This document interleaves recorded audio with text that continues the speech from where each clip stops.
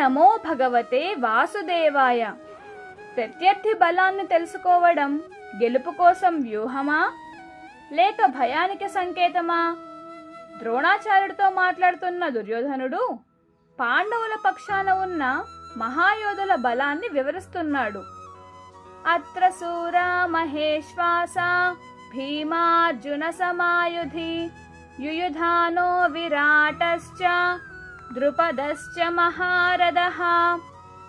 భావం ఏమిటంటే, పాండవుల పక్షాన ఉన్న వీరులంతా గొప్ప ధనుర్ధారులు.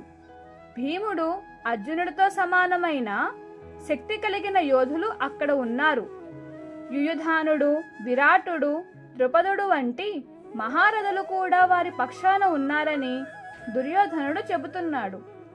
ఈ శ్లోకం మనకు నేర్పేది గెలుపు అంటే మన బలాన్ని మాత్రమే నమ్మడం కాదు, ప్రత్యర్థి బలాన్ని కూడా అంచనా వేయడం. ఎందుకంటే బలాన్ని తెలుసుకున్నవాడే వ్యూహాన్ని సరిగ్గా ఎంచుకోగలడు. హరే కృష్ణ.